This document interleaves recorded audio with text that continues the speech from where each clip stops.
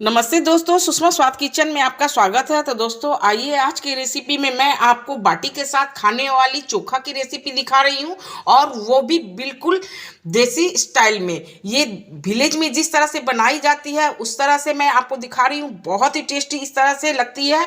तो फ्रेंड, आप इसे रोटी के साथ भी खा सकते हैं, पराठे के साथ भी खा सकते हैं। रोटी पराठे के साथ भी बहुत टेस्टी लगती है। तो फ्रेंड आइए मैं लिट्टी वाली चोखे की रेसिपी आपको दिखाती हूँ।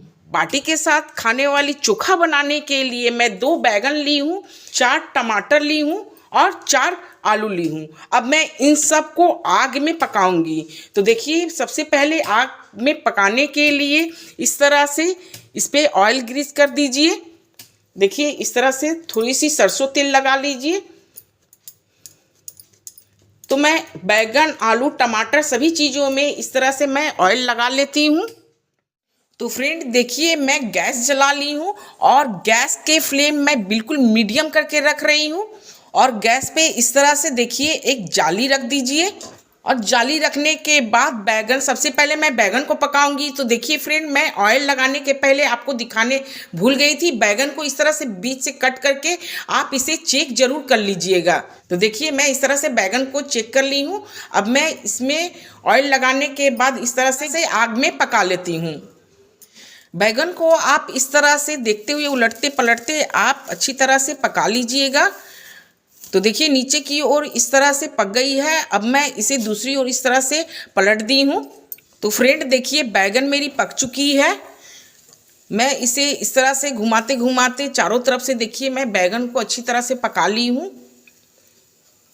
अब मैं इसे दूसरे बर्तन में निकाल लेती हूँ। अब मैं इसके बाद टमाटर इस तरह से सजा देती हूँ जाली पर, और सजा करके इसे भी मीडियम फ्लेम में पका लेती हूँ।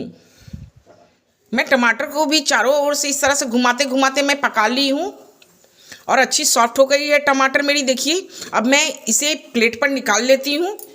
अब मैं इसके बाद आलू को पकने के लिए डाल देती हूँ आग में। इस तरह से बैगन और टमाटर के हिसाब से आपको थोड़ी सी आलू पकने में समय लगेगी, इसलिए मैं इसे बिल्कुल लो फ्लेम पर पकाऊंगी ताकि ये धीरे धीरे अच्छी तरह से पक जाए। तो फ्रेंड देखिए, मेरी आलू भी पक चुकी है। इसे उलटते पलटते मैं इसे भी पका ली हूँ। आलू मेरी सॉफ्ट हो गई है। अभी सर्दियों की मौसम में नई आलू रहती है तो आपको ज़्यादा समय नहीं लगेगी। बस मुझे पकाने में 10 मिनट ही लगी है।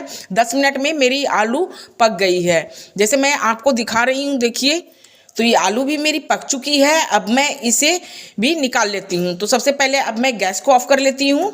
तो देखिए, सारी चीज़ें मैं पका करके इस तरह से ले ली हूँ। अब मैं आपको चोखा बनाने के लिए बताऊंगी कि किस तरह से बनानी है। उससे पहले मैं कुछ खड़े मसाले ड्राई रोस्ट कर लेती हूँ। 1 चम्मच मैं साबुत धनिया ली हूँ, हाफ चम्मच जीरा और 3 सूखी लाल मिर्च। मैं इसे ड्राई रोस्ट कर लेती हूँ। ज़्यादा नहीं रोस्ट करनी है, बस हल्की सी ही रोस्ट कीजिएगा ताकि इसमें कुरकुरापना आ जाए। तो ये खड़े मसाले मेरी रोस्ट हो गई है। अब मैं इसे ठंडा करके दरदरा सा पाउडर बना लेती हूँ। तो देखिए, ये सारी ठंडी हो गई है। अब मैं इसके छिलके निकाल लेती हूँ।